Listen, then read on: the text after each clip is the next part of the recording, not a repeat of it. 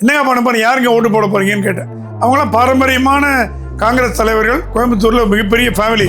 Sir எங்களுக்கு கோயம்புத்தூர்ல எந்த நல்லதும் நடக்கல சார், தொழிலாம் க்ஷீணமா போச்சு, எங்க வியாபாரமே படுத்து போச்சு. நீங்க ஓட்டுக்கு பணம் அப்படின்னு சொன்னதான் ஒரு ஞாபகம் வந்து, நடிகர் திரைப்பட நடிகர் விஜய் ஆண்டனி அவர்கள் சொல்லியிருக்கிறாரு மக்கள்கிட்ட, ஓட்டுக்கு பணம் கொடுத்தா வாங்கிக்கோங்க, வேணான்னு மட்டும் சொல்லாதீங்க, ஏன்னீங்கன்னா அது உங்கள் பணம் தான், வாங்கிக்கின்னு உங்களுக்கு யார் விருப்பமோ அவங்களுக்கு நீங்கள் ஓட்டு போடுங்க அப்படிங்கிறாரு. அதுக்கு அண்ணாமலையும் எதிர்ப்பு தெரிவிச்சிருக்கிறாரு. நீங்கள் என்ன சொல்றீங்க? ஓட்டுனால நமக்கு என்ன வரும்னு நினைக்க ஆரம்பிச்சாங்கன்னா ஜனநாயகம் உருப்படும். அமெரிக்கா போக மாட்டேங்கிறான். முன்னெல்லாம் படித்தவொடனே அமெரிக்கா போவான், அமெரிக்கா சீட்டு கொடுத்தா வேணா போட, நான் தொழில் துவங்கிறான். இந்த நம்பிக்கை ஊட்டினது யாரு? மோடி. ஆர்எஸ்எஸ் கட்சி கிடையாது, ஒரு அமைப்பு, இயக்கம். ஐக்கிய நாடுகளில் வந்து ஓட்டு இருக்கா, அங்கேயே திருக்குறள் பேசுறாரு. அமெரிக்க பாராளுமன்றத்தில் தமிழ்காரன் இருக்கானா, அங்கேயே திருக்குறள் பேசுறாரு. இது நடிப்பில்லை, உண்மையா. ஏன்னா நான் அவட பழகிட்டு சொல்றேன், தமிழர்களை கண்டா குஜராத்திகள் எனக்கு ரொம்ப பிடிக்கும். இப்போ நீ குஜராத்தி கம்பெனிலாம் பார்த்தீங்கன்னா தலைமை பொறுப்பில் எல்லாம் தமிழ்காரங்க தான் இருப்பாங்க.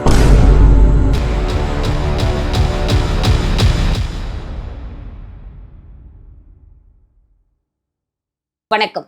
இன்றைய நேர்காணலில் சிறப்பு விருந்தினராக வருகை தந்திருக்கிறார் மூத்த பத்திரிகையாளர் திரு பிரகாஷ் எம் சுவாமி அவர்கள். வணக்கம் சார். வணக்கம் சார். பாராளுமன்ற தேர்தல் ஏப்ரல் 19ஆம் தேதி நடக்க இருக்குது தமிழ்நாட்டில். அதற்காக அரசியல் கட்சிகள் எல்லாமே வந்து ஓட்டு சேகரிக்கிறாங்க, வாக்கு சேகரிப்பில். அதில் பார்த்தீங்கன்னா பாஜக, பிஜேபி கட்சியின் சார்பாக பாரத பிரதமர் மோடி அவர்கள் நிறைய முறை வருகை தந்து வாக்கு சேகரிப்பில் அதுவும் அவரே ஈடுபடுறாரு. பாண்டி பஜாரில் ரோட் ஷோ வந்து நடத்தினார். அதை பற்றி நீங்கள் என்ன சொல்கிறீங்க சார்? பாரத பிரதமர் ஒரு 10 ஆண்டுகளுக்கு முன்பு சென்னைக்கு வந்த பொழுது கருப்பு பலூன் விட்டு, கருப்பு கொடி காமிச்சு, கோ பேக் மோடி ஹேஷ்டேக் பண்ணி, தமிழ்நாட்டில் காலை வைக்காத, போங்க, வராதிங்க அப்படிலாம் கேவலப்படுத்துனாங்க. அது ஓரளவுக்கு எடுபட்டதுன்னு கூட சொல்லுவேன். ஏன்னா மக்கள் வந்து இன்னும் பெருசாக மோடியை வரவேற்கலை. மோடி அப்போ தான் பிரதமராக இருக்கார். இப்போ என்ன சொல்கிறீங்க? இப்போ மோடியை தமிழ்நாடு ஆற தழுவி வரவேற்குது. எங்கே போனாலும் கும்பல். மோடி வந்து ஒரு தேசிய தலைவர், தமிழ்நாட்டில் இந்த அளவுக்கு ஒரு பாப்புலரான தலைவர் யாருமே தமிழ்நாடு பார்த்த அளவுக்கு பண்ணிட்டாங்களா தமிழக மக்கள்? ஏத்துட்டாங்க. ரெகக்னைசேஷனே கிடையாது, அது தாண்டி போயாச்சு. மோடி இப்ப நம்மவர் அப்படின்ற லெவலுக்கு வந்துட்டாங்க. ஏன்னா இளைஞர்கள், விமன், எல்லா பணக்காரர்கள், ஏழை, படித்தவங்க, படிக்காதவங்க எல்லாருக்குமே மோடி மேல ஒரு அன்பு, அவரோட நடவடிக்கை, பேச்சு. ரூரல் ஏரியா மக்களுக்கு வந்து இரட்டை இலை உதயசூரியன் தானே சார் தெரியும். நான் எங்க கிராமத்துல போய் கேட்டேன், யாருக்கு போட போறீங்க? நாங்க தாமரையை. நாங்க எப்படி உங்களுக்கு தெரியும்? நீங்க தான் யூடியூப்ல டெய்லி வருதே. உங்களை மாதிரி யூடியூப்லாம் பண்ற பெரிய சாதனை தமிழக அரசியலும் இந்திய அரசியலையும் கோடி கிராமத்துக்கு கொண்டு போட சேர்க்கிற பெருமை உங்களுக்கு தான் உண்டு. நீங்க தான் கொண்டு போறீங்க. பாமர மக்களுக்கு தெரியுது. அதனால பாமர மக்களுக்கு தெரியறதுனால மோடிஜி வந்து இப்போ நேஷனல் ஃபிகர் கூட இல்லை. 10 வருடங்களுக்கு முன்பு ஒரு இந்தியாவோட பிரதமராக வந்தார். இப்ப சர்வதேச தலைவர் ஆயிட்டார், இன்டர்நேஷனல் லீடர். அவர் எங்கேயோ போயிட்டார். விஸ்வகுருன்னு சொன்னாங்க. விஸ்வகுரு. மோடியால் தமிழ்நாட்டுக்கு பல நல்லது நடக்க போகிறது. மோடியால் தமிழ்நாடு கெட்டது வராது. முதல் பாயிண்ட். டிஎம்கே ரூல் இருந்தாலும் எந்த ரூல் இருந்தாலும் தமிழ்நாடு, ஏன்னா இன்ஹரண்டாவே மோடியோட 25 ஆண்டுகள் பழகுவேன்ற முறையில தமிழ்ல கண்டா ரொம்ப பிடிக்கும். எப்பவுமே இந்த குஜராத்திக்காக தான் வந்து தமிழ் எல்லாம் பேசுறாரு, திருக்குறள் சொல்றாரு அப்படின்லாம் சொல்றாங்க. ஐக்கிய நாடுகள்ல வந்து ஓட்டு இருக்கா, அங்கேயே திருக்குறள் பேசுறாரு. அமெரிக்க பாராளுமன்றத்தில் தமிழ்காரன் இருக்கானா, அங்கேயே திருக்குறள் பேசுறாரு. இது நடிப்பில்லை, உண்மையா. ஏன்னா நான் அவட பழகினதுனால சொல்றேன், தமிழர்களை கண்டா குஜராத்திகள் எனக்கு ரொம்ப பிடிக்கும். இப்போ நீ குஜராத்தி கம்பெனிலாம் பார்த்தீங்கன்னா தலைமை பொறுப்பில் எல்லாம் தமிழ்காரங்க தான் இருப்பாங்க, மகாராஷ்டிரா மாதிரி. ஸோ இயற்கையாகவே ஒன்று வேணாம், மதுரை முழுக்க சௌராஷ்டிரர் தான் இருக்காங்க. யார் அவங்க? குஜராத்தியர்கள். தமிழ்நாட்டு தமிழர்களாக இருக்காங்க குஜராத்தி சௌராஷ்டிரக்காரர்கள். மோடிக்கு தமிழ்நாட்டின் மீதும் தமிழின் மீதும் உண்மையான அன்பும் பாசம் இருக்கிறது. அதில் எந்த சந்தேகம் இல்லை. தேர்தலுக்கோசரம் வந்த அன்பு இல்லை, இயற்கையாகவே வந்த அன்பு. அப்படி பார்த்தீங்கன்னா அவர் கட்சியை வளர்க்குறதுக்கு இந்த அன்பை வச்சுன்னு பண்ண வேண்டிய அவசியம் இல்லை. ஆனால் தமிழ்நாட்டு மக்கள் மேலே அன்புனால அவர் நம்மக்கிட்ட ஒரு உதவி கேட்குறாரு, ஓட்டு போடுங்கன்னு கேட்குறாரு. அது கேட்க தான் வந்திருக்கார். ஆனால் இந்த வாட்டி பெருவாரியான மக்கள் மோடி வாரி அணைச்சு அன்போடு முகர்ந்து அவர் கேட்டதெல்லாம் கொடுத்து அவர் திருப்திப்படுத்த போகிறாங்க அப்படின்னு தான் நான் நினைக்கிறேன். எப்படி திருப்திப்படுத்துவாங்க ஓட்டு போட்டா? நோட்டா கட்சின்னு பாரதிய ஜனதா கட்சி கிண்டல் பண்ணுவாங்க. ஆமாம், ஜீரோவுக்கு கீழே அப்படிலாம் ஒரு கேள்வி இருந்தது. அப்படி பார்த்தீங்கன்னா பிஜேபி தமிழ்நாட்டில் கேண்டிடேட்டே வந்ததே இல்லைங்க சார், வந்ததில்லை. சட்டமன்ற அப்படி பார்த்தீங்கன்னா வாஜ்பாய் இருக்கும் பொழுது 2 MP தான் பிஜேபிக்கு பாராளுமன்றத்தில் இருந்தாங்க. எப்போ 25 வருஷத்துக்கு முன்னாடி. இப்போ 10 வருஷமாக தொடர்ந்து ஆட்சி பண்ணுது. எண்ணிக்கை முக்கியம் இல்லை, எண்ணிக்கைங்கிறது முக்கியமே இல்லை. தமிழ்நாடு 4 MLA ஆல்ரெடி இருக்காங்க பிஜேபிக்கு. சிபி ராதாகிருஷ்ணன், எச் ராஜா போன்றவர்களால் மக்களால் தேர்ந்தெடுக்கப்பட்டிருக்கிறார்கள். எம்எல்ஏவும் எம்பியாவும். பொன் ராதாகிருஷ்ணன் 2014 தேர்ந்தெடுக்கப்பட்டிருக்கிறார். இந்த தடவை சரித்திரம் மாறும். 40 தொகுதியில் 8 தொகுதியாவது என்டிஏ கூட்டணி வெற்றி பெறும்னு பிரசாந்த் கிஷோர் ரெட்டை இலக்கம் சொல்லியிருக்கார்.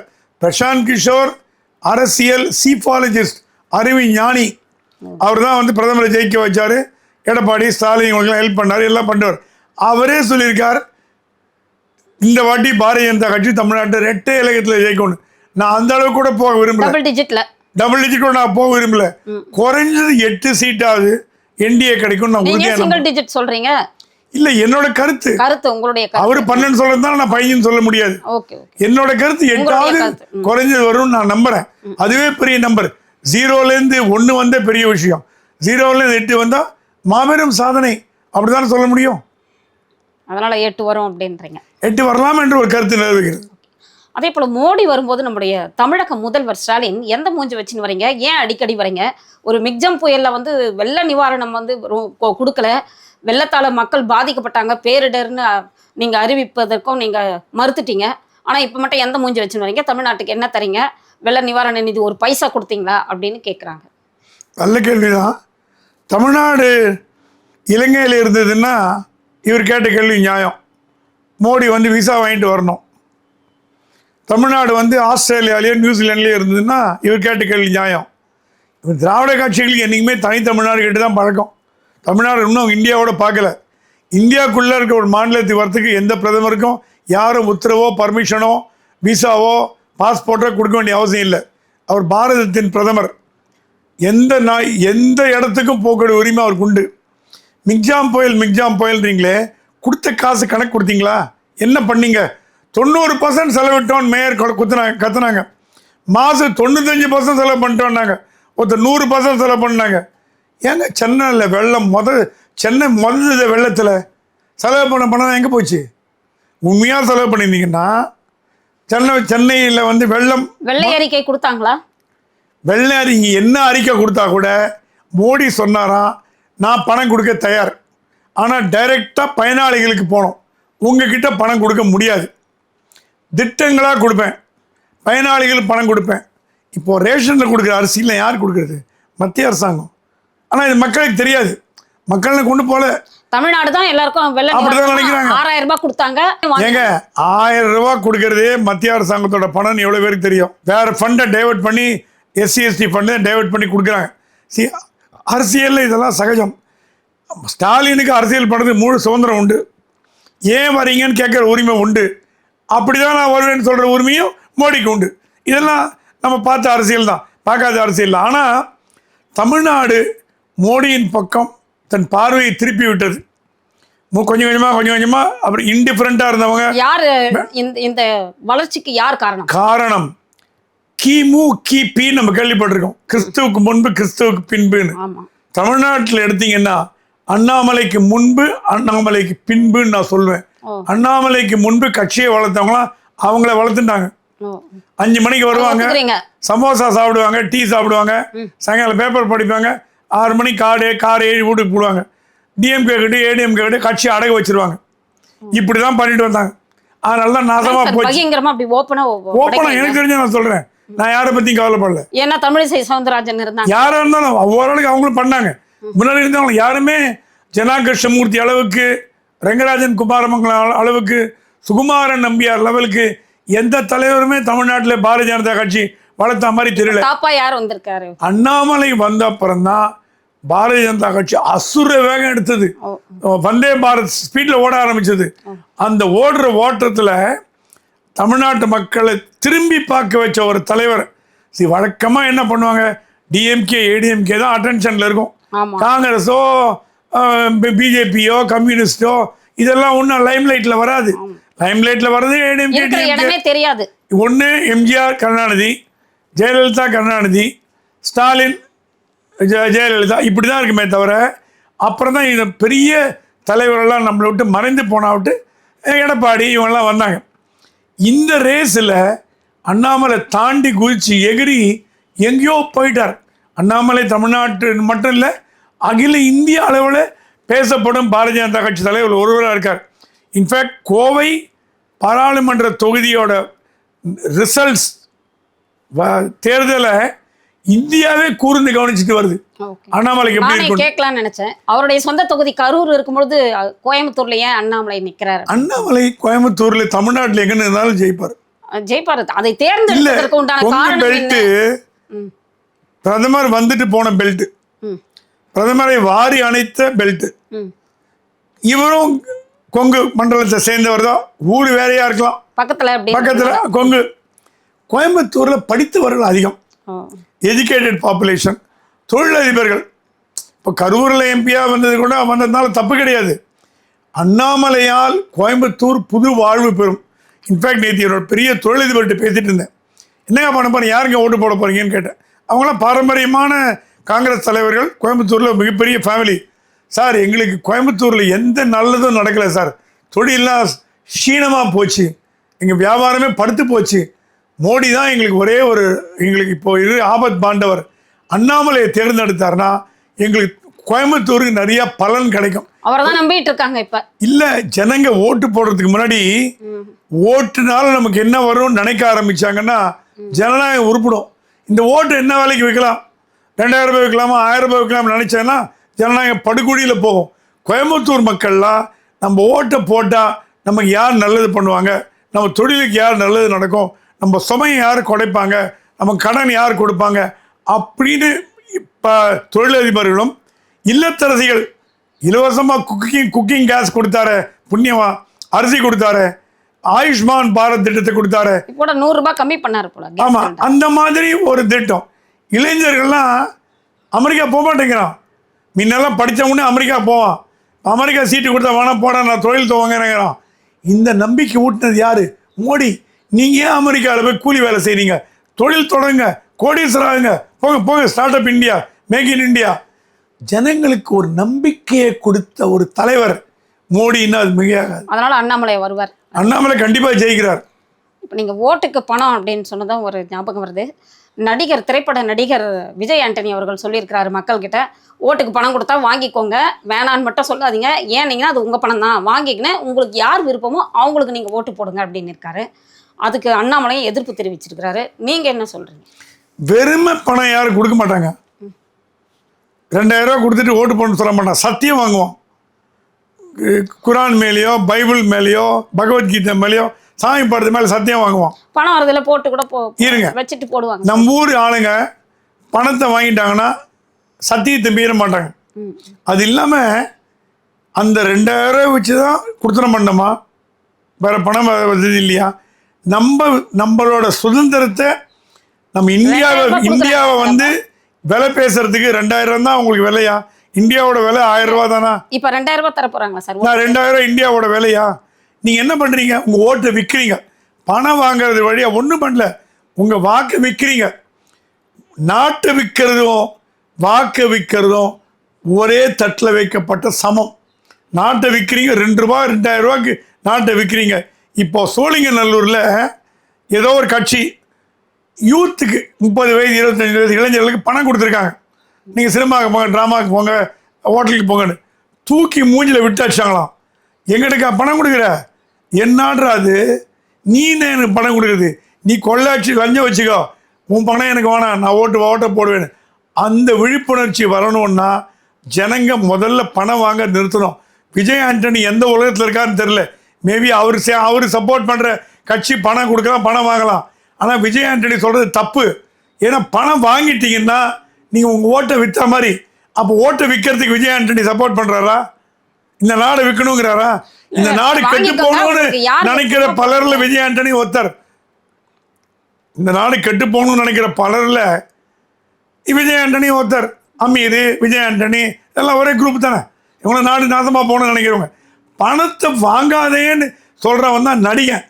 நடிகனுக்கு மக்களிடம் செல்வாக்கு இருக்கு. கமலஹாசன் சொல்லுவார், கமலஹாசன் எதுக்கு பிடிக்கிறதோ பிடிக்கலையோ சில விஷயம் எனக்கு பிடிக்கும்.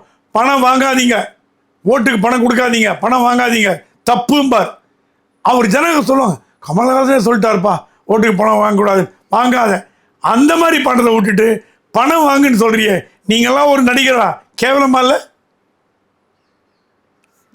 அடுத்ததாக அதாவது அந்த தேர்தல் நிலவரம் முக்கியமாக சென்னையில், வட சென்னை, தென் சென்னை, மத்திய சென்னை, அது குறித்து உங்களுடைய பார்வை என்ன சார்?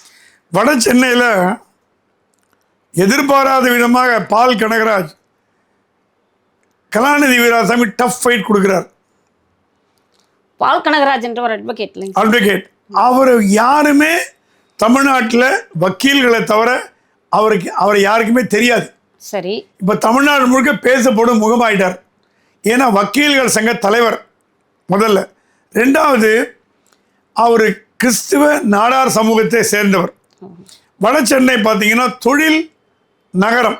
அங்கே இருக்கிறவங்களாம் வந்து கம்பெனி, கடை, மளிகை கடை, புடக்கடை, பாத்திர கடை, பிஸ்னஸ் வியாபாரிகள், கமர்ஷியல் எஸ்டாப்ளிஷ்மெண்ட்ஸ். அங்கே வந்து நிறைய தொழில் முனைவோர் இருக்காங்க. அப்புறம் வந்து மைனாரிட்டி கிறிஸ்டியன்ஸ் நிறைய பேர் இருக்காங்க. மீனவ சமுதாயத்தினர் இருக்காங்க. இத்தனை நாளாக என்ன ஆச்சு, இந்த ஓட்டெல்லாம் அறுவடை பண்ணி டிஎம்கே ஃபுல்லாக எடுத்துகிட்டு போச்சு. இப்போ என்ன ஆகி போச்சு, அந்த கிறிஸ்தவ மக்களிடம், நாடார் மக்களிடம் மோடி மீது கோபம் இல்லை. அவருக்கு போட்டால் என்ன, போட்டு பார்க்கலாமே. ஏன்னா ஒரு கதை, ஒரு ஃபாதர் சொன்னாராம், ஏங்க மோடி வந்து கிறிஸ்டியனை கண்டா பிடிக்காதுன்றீங்க, அப்போ எப்படிங்க பால் கனகராஜ் நிற்க வைக்கிறாரு, அவர் கிறிஸ்டியன் தானே, என்னங்க வேடிக்கை பண்ணுறீங்க, நாங்கள்லாம் மோடிக்கு தான் ஓட்டு போட போகிறோன்னு ஒரு சர்ச்சில் ஒரு ஆர்ச் பிஷப் சொல்லிட்டார். ஆர்ச் பிஷப் சாமுவேல்னு ஒருத்தர் ஊராக பிரச்சாரம் பண்ணுறார், மோடிக்கு ஓட்டு போடுங்க, மோடி ஓட்டு போடுங்கன்னு. ஸோ பாரதிய ஜனதா கட்சி என்பது இந்துக்களோட கட்சின்னு ஒரு 20 வருஷத்துக்கு முன்னாடி ஜனசங்க காலத்தில் இருந்துருக்கலாம். இப்போ அந்த மாதிரி கிடையாது, இருக்கவும் முடியாது. ஜாதி கட்சிங்கிறது முஸ்லீம் லீக்கு, ஜவஹர்லா கட்சி, கொங்கு ஈஸ்வரன் கட்சி, இதுதான் ஜாதி கட்சியை தவிர பாஜக ஜாதி கட்சி மத கட்சியாக இருக்க முடியாது.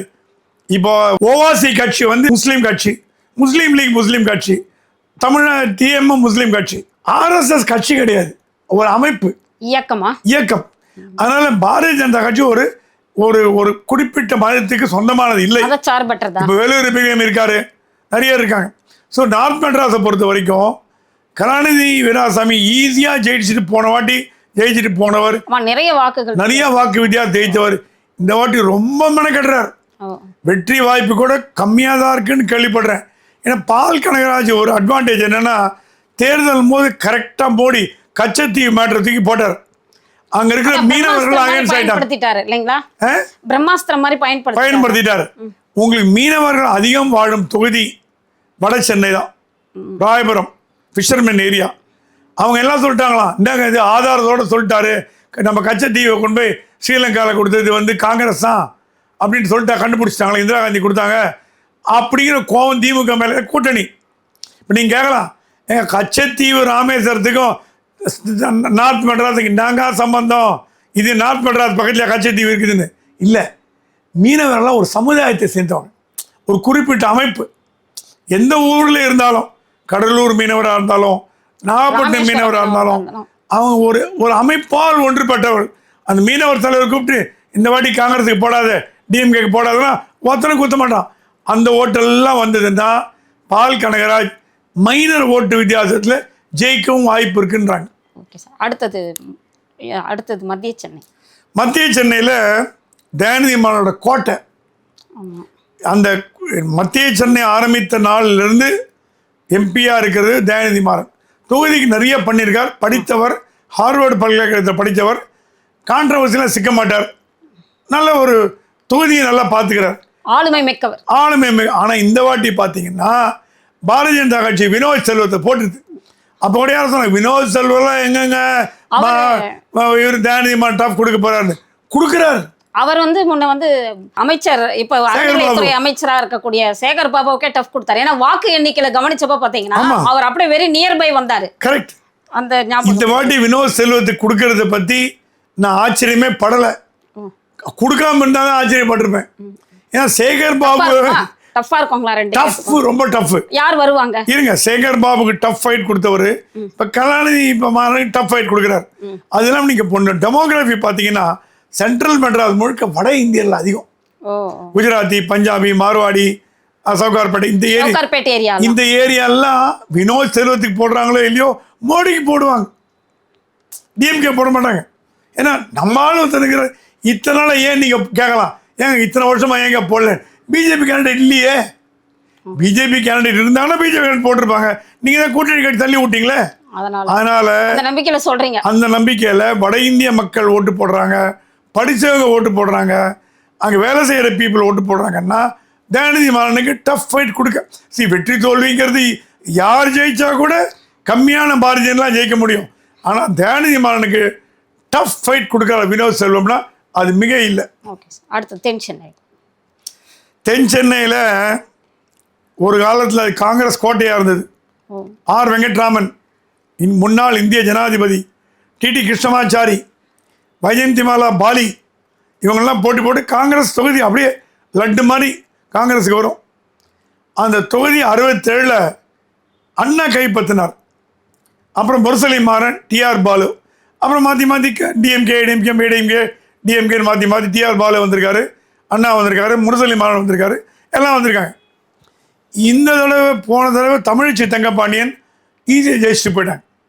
ஏன்னா அவங்க ஒரு ப்ரொஃபஸர், பேராசிரியை, படித்தவர்கள், எஜுகேட்டட், எந்த கான்ட்ரவர்சியும் சிக்காதவங்க, நல்ல ஃபேமிலி. தங்கப்பாண்டியன் வந்து கலைஞர் பீரியடில் அமைச்சராக இருந்தவர். தமிழிச்சியோட அண்ணா தான் தங்கம் தென்னரசு, இப்போ தமிழ்நாடோட நிதி அமைச்சர். ஆனால் இந்த வாட்டி என்ன, அவங்களோட அதிர்ஷ்டம் ஜெயவர்தன் வந்து ஜெயக்குமார் பையன்தான், ஏடிஎம்கே கேண்டிடேட் தான். பிஜேபியில் வந்து அவங்க போட்ட சாய்ஸ் ஆஃப் கேண்டிடேட்டு தமிழிசை அறிந்த முகம், ஆளுநர், தப்பில்லை, தமிழ்நாடு பாஜக தலைவராக இருந்தாங்க. தேர்தலில் போட்டியிடுறதுக்கு ராஜினாமா பண்ணிட்டு வந்துட்டாங்க. தேர்தலில் போட்டி போகிறதுக்கு ராஜினாமா பண்ணி வந்துட்டாங்க. வந்த அப்புறம் கூட கவர்னராகவே பிஹேவ் பண்ணாங்கன்னா எப்படி ஜனங்க ஓட்டு போடுவாங்க? நான் கவர்னராக இருந்தேன், எனக்கு 25 ஏக்கர் 47, நான் எனக்கு அவ்வளோ மாளிகை 50 அதெல்லாம் உடுங்கம்மா. இப்போ என்ன தேர்தல் என்ன சொல்ல வரீங்க ஜனங்க கேட்க ஆரம்பிச்சிட்டோம். அது இல்லாமல் கோஆர்டினேஷன் இல்லை. கருண் நாகராஜன், கராத்தே தியாகராஜன் வேறு பக்கம் பார்த்துட்டு இருக்காங்க. இந்தம்மா காளிதாசையே நம்புறாங்க, அவருக்கு எஃபிஷியன்சி இல்லை. சவுத் மெட்ராஸில் பாரதிய ஜனதா கட்சிக்கு ஒரு இறங்கும் பொங்க வந்ததுன்னா அதுக்கு தமிழிசை தான் காரணம்னு அடித்து சொல்ல முடியும். எச் ராஜாவை போட்டிருந்தா கூட அங்கே ஜெயிச்சிருப்பார். ஏன்னா 2.5 லட்சம் வாக்கு பாரதிய ஜனதா கட்சிக்கு தென் சென்னையில் இருக்குது. இப்போ தமிழிசை தங்கப்பாண்டி ஈஸியாக ஜெயிச்சுட்டு போகிறாங்க. என்ன காரணம்னா நீங்கள் கிரவுண்ட் ஒர்க்கே பண்ணல. எல்லாம் கேட்குறாங்க பிஜேபி வேட்பாளர் எங்கே எங்கே எங்கே, ஆளே காணோம், எந்த தொகுதிக்கு போகல. நீங்கள் கட்சிங்கிறது வேற, வாக்குங்கிறது வேற. கட்சி ஸ்ட்ராங், அடிமட்டம் ஸ்ட்ராங்காக இருந்தால் தான் வாக்கை பெற முடியும். நீங்கள் என்ன பண்ணணும், 8:30 மணிக்கு வீட்டில் போய் அம்மா ஓட்டு போட்டிங்களா, ஐயா ஓட்டு போட்டிங்களா, கொஞ்சம் ஞாபகம் வச்சுங்க அப்படின்னு போய் கேட்கணும்.